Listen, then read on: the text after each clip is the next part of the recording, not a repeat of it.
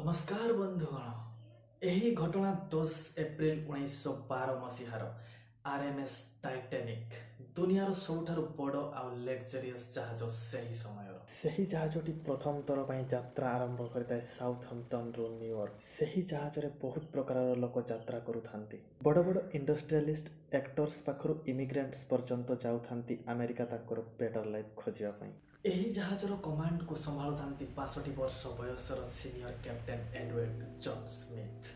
Passengers public आउ media बहुत excitement रे थांती एही जहाजको नेकी। यह केवल दुनियार बड़ जहाज नुहे, यार लंब 269 मीटर आउ 50 मीटर ठू अधिक उच्च थिला। एथिरे जो लग्जरियस व्यवहार करा जायछि याको गढ़िया पई ताहा पूरा आश्चर्यजनक। सही टाइम रे एही जहाज को गढ़िया पई 7.5 मिलियन डॉलर खर्च होइथिला। ताहा आजिका डेट रे 400 मिलियन डॉलर संगरे समान। जहाज भितर फैसिलिटीज आउ डेकोरेशन 5 स्टार होटल को पछरे पकई दबो। स्टैंड ग्लास रो झरका, ऑर्नेट वुड पेनालिंग, दुईटी बड़ बड़ ग्रांड स्टेयरकेस, गोटिए heated swimming pool, Turkish bath, electric bath, गोटिए जिम, गोटिए स्क्वाश कोर्ट, 4टी रेस्टोरेंट, दुईटी सेलून आउ गोटिए लाइब्रेरी मध्य।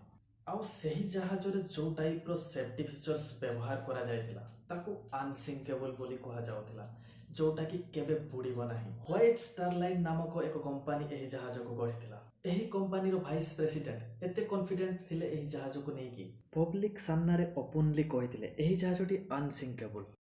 किंतु यात्रा आरंभर 2 दिन परे 12 एप्रिल 1912 टाइटानिक को प्रथम आइस वार्निंग मिलिथिला। सही रास्तार पाखापाखि रे बड़ बड़ बर्फखंड भासमान अवस्था रे थाए। समुद्र रे जाउथिबा अन्य जहाज पाखापाखि रे थिबा जहाज माननकु रेडियो द्वारा कम्युनिकेट करंती एवं वार्निंग दियंती कि समुद्रर एही जगह माननकरे अधिक बरफ अछि तो केयरफुली जिबा पई। एही वार्निंग को सुनी मध्य टाइटानिक दुई थर डेंजर को एवॉइड करी आगो को आगे ही चलथांती स्पीड रे 21.5 नॉट्स, जोटा कि 40 किलोमीटर पर आवर स्पीड रे आगो को आगो थांती। आउ 2 दिन परे 14 एप्रिल 1912 पुणी 7 टाइम आइस वार्निंग दिया गला। किंतु कैप्टन स्मिथ आउ तांकर क्रू मेंबर वार्निंग को इग्नोर करंती। टाइटानिक रो स्पीड को कमांती नहीं। धीरे धीरे सूर्य अस्त हो जाए एवं राति हो जाए, तापमात्रा मध्य धीरे धीरे खसु थाए। 14 एप्रिल दिनर खास कथा एहा जे से दिन आकाश रे जन्न देखा देई न थाए, तो विजिबिलिटी बहुत कम थाए।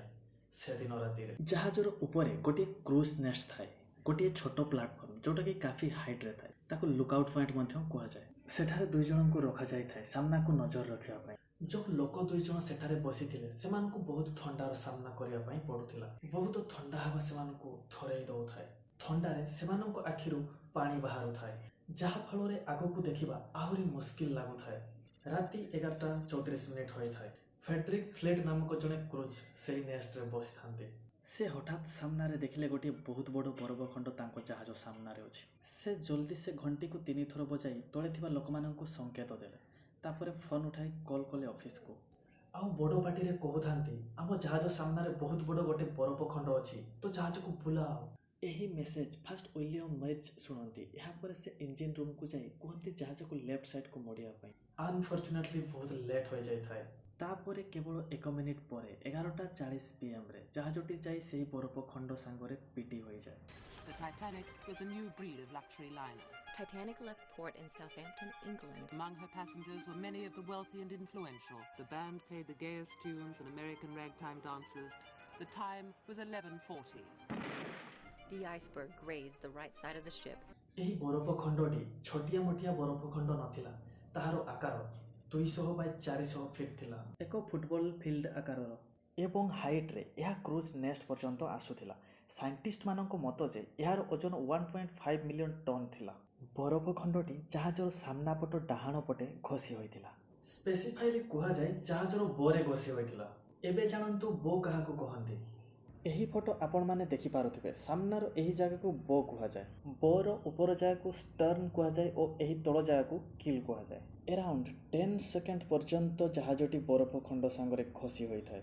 यहाँ परे जहाजर बहुत बड़ गोटे डेंट फाटी जाय थाए। जहाजर मेन बॉडी रे छोट छोट छिद्र होई जाय थाए। बरफखंडटी एते विशाल थिला जे जहा फल रे जहाज को अति मात्रा रे क्षति पहुंच जाय थाए।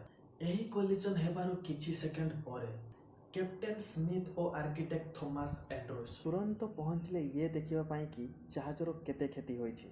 ଦେଖିଲେ ଆଉ ସେମାନେ ରିଏଲାଇଜ୍ କଲେ ଏହି ଜାହାଜଟି ବୁଡ଼ିଯିବ। ସେମାନେ କମ୍ପ୍ଲିଟଲି ସକ୍ଡ ହୋଇଗଲେ। ସେମାନେ ଭାବୁଥିଲେ ଏହି ଜାହାଜଟି ଅନସିଙ୍କେବଲ୍, କେବେ ବୁଡ଼ିବ ନାହିଁ। ଏହି ଜାହାଜରେ ଦୁଇଟି ମେନ୍ ସେଫ୍ଟି ଫିଚର୍ସ ଥିଲା, ଯୋଉଥିପାଇଁ ଏହାକୁ ଅନସିଙ୍କେବଲ୍ କୁହାଯାଉଥିଲା। ଫାର୍ଷ୍ଟରେ ଏହି ଜାହାଜରେ ଡବଲ ବଟମ୍ ହାଲ୍ ଥିଲା। ହାଲ୍ ଜାହାଜର ମେନ୍ ବଡିକୁ କୁହାଯାଏ। ଡବଲ ବଟମ୍ ହାଲ୍ ମାନେ ଦୁଇଟି ଲେୟାର ଲାଗିଥାଏ ଏଠାରେ। ଯଦି ତଳପଟୁ ଗୋଟିଏ ଲେୟାର ଭାଙ୍ଗିଯାଏ ତଥାପି ସେକେଣ୍ଡ ଲେୟାର ଜାହାଜକୁ ବଞ୍ଚାଇ ଦେବ। ସେକେଣ୍ଡରେ ପୁରା ଜାହାଜର ଯେଉଁ ବଡି ଅଛି ତାହାକୁ 16ଟି ଅଲଗା ଅଲଗା ୱାଟର ଟାଇଟ୍ କମ୍ପାର୍ଟମେଣ୍ଟରେ ଭାଗ କରାଯାଇଛି। 16ରୁ ଯଦି 4 କମ୍ପାର୍ଟମେଣ୍ଟରେ ପାଣି ଭରିଯାଏ ତଥାପି ଏହି ଜାହାଜ ବୁଡ଼ିବ ନାହିଁ କି କିଛି ଫରକ ପଡ଼ିବ ନାହିଁ। କିନ୍ତୁ ବରଫ ଖଣ୍ଡ ସହ ଯେଉଁ ଇମ୍ପାକ୍ଟ ହେଇଥିଲା ତାହା ଜାହାଜର ସାଇଡ୍ରେ ହୋଇଥିଲା। ଯେଉଁ ଡବଲ ବଟମ୍ ହାଲ୍ ଥିଲା ତାହା କିଛି କାମରେ ଆସିଲା ନାହିଁ। ସାଇଡ୍ରେ ତ ସିଙ୍ଗଲ ବଟମ୍ ଲେୟାର ହିଁ ଥିଲା। ଏହି ଇମ୍ପାକ୍ଟ ଏତେ ଜୋରଦାର ଥିଲା ଯେ 16ରୁ 5 କମ୍ପାର୍ଟମେଣ୍ଟ ପର୍ଯ୍ୟନ୍ତ କ୍ଷତି ପହଞ୍ଚିଥିଲା, ଯାହାଫଳରେ 5ଟି କମ୍ପାର୍ଟମେଣ୍ଟରେ ପାଣି ଭରି ଯାଇଥିଲା। କିନ୍ତୁ ଲିମିଟ୍ ଥିଲା 4 କମ୍ପାର୍ଟମେଣ୍ଟ ପର୍ଯ୍ୟନ୍ତ, ଆଉ ପାଣି ଭରି ଯାଇଥିଲା 5 କମ୍ପାର୍ଟମେଣ୍ଟରେ। ଏହାର ମାନେ ଆପଣମାନେ ବୁଝିପାରୁଥିବେ, ଏହାକୁ ଆଉ କେହି ବଞ୍ଚାଇ ପାରିବେ ନାହିଁ। କଲିଜନ୍ ହେବାର 20 ମିନିଟ୍ ପରେ ଠିକ୍ 12ଟା ବେଳେ କ୍ୟାପ୍ଟେନ୍ ସ୍ମିଥ୍ ଅର୍ଡର ଦିଅନ୍ତି ତାଙ୍କର କ୍ରୁ ମେମ୍ବରଙ୍କୁ, ଡିଷ୍ଟ୍ରେସ୍ କଲ୍ ପଠାଅ ରେଡ଼ିଓରେ। ପାଖାପାଖିରେ ଯେଉଁ ଜାହାଜମାନେ ଥିବେ ସେମାନେ ଆମ ସିଗ୍ନାଲକୁ ଧରିବେ ଆଉ ଅବଶ୍ୟ ବଞ୍ଚାଇବା ପାଇଁ ଆସିବେ। Senior radio operator Jack Phillips ଲାଗାତାର ଗୋଟେ ପରେ ଗୋଟେ ଡିଷ୍ଟ୍ରେସ୍ ସିଗ୍ନାଲ ପଠାଉଥାନ୍ତି, କିନ୍ତୁ କୌଣସି ରେସ୍ପନ୍ସ ଆସୁନଥାଏ।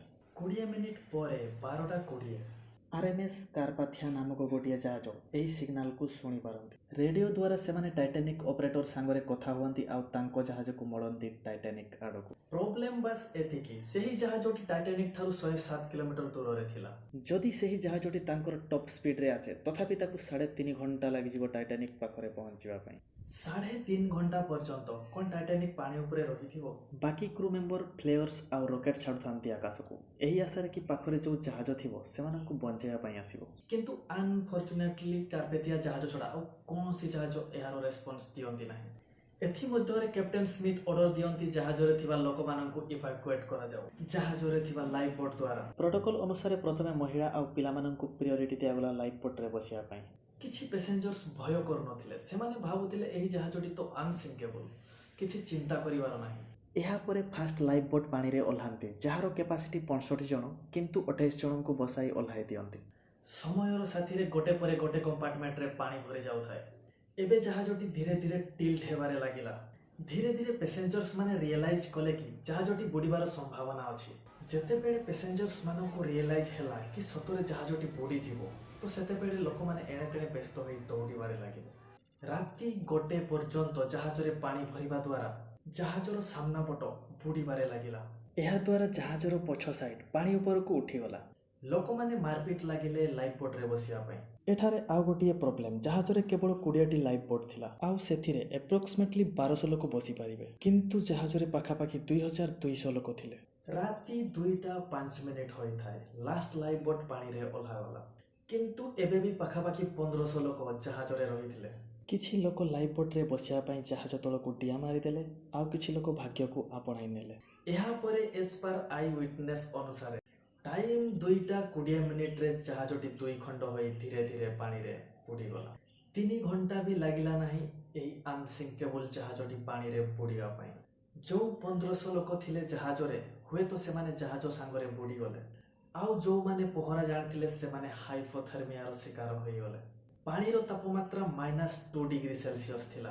ଏତିକି ଥଣ୍ଡା ପାଣିରେ ଆପଣ ଯଦି ପଡ଼ିଯିବେ ତ ଆପଣଙ୍କୁ କିଛି ମିନିଟ୍ ଭିତରେ ହାଇପୋଥର୍ମିଆ ହୋଇଯିବ ଆଉ ଆପଣଙ୍କର ପ୍ରାଣ ଚାଲିଯିବ। ଟାଇଟାନିକ୍ ଜାହାଜର କ୍ୟାପ୍ଟେନ୍ ଏଡୱାର୍ଡ ଜନ୍ ସ୍ମିଥ୍ କୁହାଯାଏ ସେ ତାଙ୍କର ୱେଲ୍କୁ ଧରିକି ଲାଷ୍ଟ ପର୍ଯ୍ୟନ୍ତ ଥିଲେ ଆଉ ଜାହାଜ ସାଙ୍ଗରେ ପାଣି ଭିତରକୁ ବୁଡ଼ି ଯାଇଥିଲେ। RMS କାର୍ପାଥିଆ ଜାହାଜ, ଯିଏ ଟାଇଟାନିକ୍ର ଲୋକମାନଙ୍କୁ ବଞ୍ଚାଇବା ପାଇଁ ଆସୁଥିଲା, ସେହି ଜାହାଜଟି ଆସି ପହଞ୍ଚିଲା 3:30 AM ରୁ 4ଟା AM ମଧ୍ୟରେ, ପୁରା 1 ଘଣ୍ଟା ଲେଟ୍। ଯେଉଁମାନେ ଲାଇଫ୍ ବୋଟ୍ରେ ଥିଲେ ସେମାନଙ୍କୁ ସକ୍ସେସଫୁଲି ରେସ୍କ୍ୟୁ କରାଗଲା, 705 ଜଣଙ୍କୁ। ଏହି ଟାଇଟାନିକ୍ର ଡିଜାଷ୍ଟର ପରେ ବହୁତ କ୍ୱେଶ୍ଚନ୍ ଉଠିଲା, କେତେ କଣ୍ଟ୍ରୋଭର୍ସି ହେଲା, କେତେ ଇନଭେଷ୍ଟିଗେସନ୍ କରାଗଲା, ଆଉ ଏମିତିକା କିଛି କଥା ସାମ୍ନାକୁ ଆସିଲା ଯାହାକୁ ନେଇ ଲୋକମାନେ ସକ୍ଡ ହୋଇଯାନ୍ତି। କେମିତି ଲାଗିବ ବନ୍ଧୁଗଣ, ମୁଁ ଯଦି କହିବି ସେଦିନ ରାତିରେ ସେଠାରେ ଆଉ ଏକ ଜାହାଜ ଉପସ୍ଥିତ ଥିଲା, ଟାଇଟାନିକ୍ ଠାରୁ ମାତ୍ର 37 କିଲୋମିଟର ଦୂରରେ, ଯେଉଁ ଜାହାଜଟି ପହଞ୍ଚି ପାରିଥାନ୍ତା ଟାଇଟାନିକ୍ ଜାହାଜର ଲୋକମାନଙ୍କୁ ବଞ୍ଚାଇବା ପାଇଁ। ସେହି ଜାହାଜର ନାମ ଥିଲା SS କାଲିଫର୍ଣ୍ଣିଆ।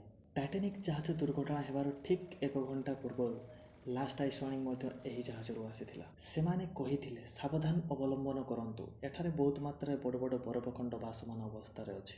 ଏହାପରେ 11:15 PM ସେହି କାଲିଫର୍ଣ୍ଣିଆନ୍ ଜାହାଜର ରେଡ଼ିଓ ଅପରେଟର ରେଡ଼ିଓକୁ ଅଫ୍ କରିଦେଇଥିଲେ।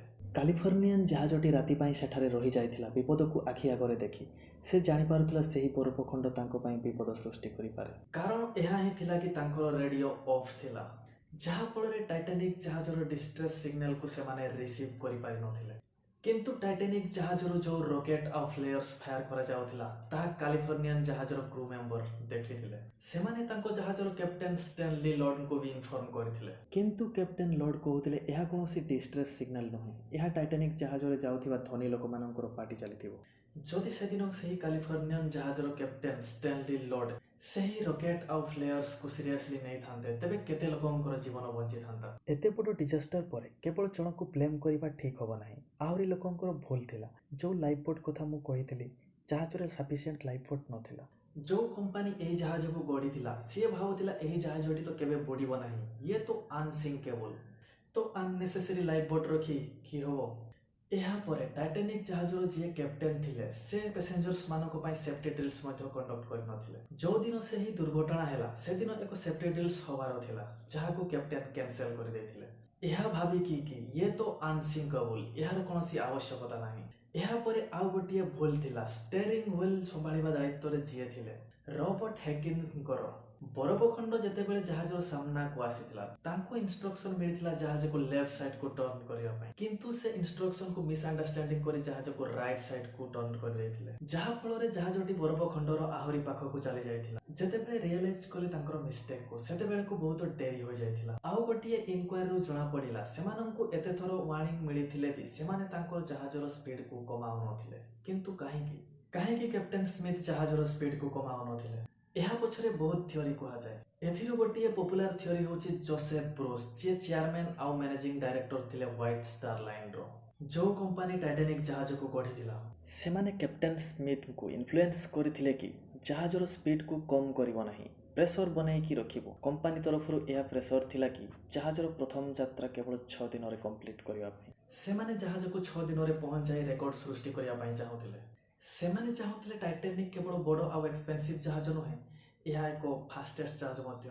ଏହି ଡିଜାଷ୍ଟର ପରେ ଜାହାଜ ଗଢ଼ୁଥିବା ଇଣ୍ଡଷ୍ଟ୍ରି ଗୁଡ଼ିକ ପାଇଁ ବହୁତ ସାରା ରୁଲ୍, ରେଗୁଲେସନ୍ ଆଉ ଷ୍ଟାଣ୍ଡାର୍ଡ ସେଟ୍ କରାଗଲା, ଯାହାଦ୍ୱାରା ଏମିତିକା ଦୁର୍ଘଟଣା ଆଉ କେବେ ଫ୍ୟୁଚରରେ ନ ହଉ। International conference on safety of life at sea ନୂଆ ଷ୍ଟାଣ୍ଡାର୍ଡ ସେଟ୍ କରାଗଲା ଜାହାଜକୁ ନେଇକି, ଯେମିତିକି life boat, sufficient life boat ଥିବ ଜାହାଜରେ ପ୍ରତ୍ୟେକ ଲୋକଙ୍କ ସେଫ୍ଟି ପାଇଁ। ଯେଉଁ ଟାଇଟାନିକ୍ ଜାହାଜଟି ବୁଡ଼ି ଯାଇଥିଲା ଗଭୀର ସମୁଦ୍ର ଭିତରକୁ, ତାକୁ ଖୋଜିବା ପାଇଁ 70 ବର୍ଷଠୁ ବି ଅଧିକ ଟାଇମ୍ ଲାଗିଗଲା। ଏହାକୁ ସେପ୍ଟେମ୍ବର 1985 ମସିହାରେ ଜଣେ ଆମେରିକାନ୍ ଓସେନ୍ ଏକ୍ସପ୍ଲୋରର ରବର୍ଟ ପାଲେଟ୍ ଏବଂ ଆଉ ଜଣେ ଓସିଆନୋଗ୍ରାଫର ଖୋଜି ବାହାର କଲେ ସମୁଦ୍ର ଭିତରେ। ଏହା ସମୁଦ୍ରର 3800 ମିଟର ଭିତରେ ବୁଡ଼ି ହୋଇ ରହିଥିଲା, ଯାହା 2 ଖଣ୍ଡ ହୋଇ ପଡ଼ିଥିଲା। ଗୋଟିଏ ଖଣ୍ଡ ଅନ୍ୟଠାରୁ 600 ମିଟର ଦୂରରେ ପଡ଼ି ରହିଥିଲା। ଆଜିକା ଦିନରେ 100 ବର୍ଷଠୁ ବି ଅଧିକ ବିତିଗଲା ପରେ ଯେଉଁ ଟାଇଟାନିକ୍ ସମୁଦ୍ର ଭିତରେ ବୁଡ଼ି ହୋଇକି ଅଛି ତାହା ଧୀରେ ଧୀରେ କ୍ଷୟ ହେବାରେ ଲାଗିଛି। ଆକ୍ଚୁଆଲ ଜାହାଜଟି ଏମିତିକା ଦେଖାଯାଉଥିଲା, ଆଉ ଏବେ ଦେଖିବାକୁ କେବଳ ଏତିକି ବାକି ରହିଛି। ଆଉ ଏକ୍ସପେକ୍ଟ କରାଯାଉଛି 2030 ସୁଦ୍ଧା ଏହି ଜାହାଜଟି ଧୀରେ ଧୀରେ କ୍ଷୟ ହୋଇ ସମୁଦ୍ରରେ ଗାୟବ ହୋଇଯିବ। ତ ବନ୍ଧୁଗଣ, ଇଏ ଥିଲା ଆଜିକା ଭିଡ଼ିଓ ଦେଖି ଆପଣମାନଙ୍କୁ କେମିତି ଲାଗିଲା ଆପଣଙ୍କ ମତାମତ କମେଣ୍ଟ ମାଧ୍ୟମରେ ନିଶ୍ଚୟ ଜଣାଇବେ। ନମସ୍କାର।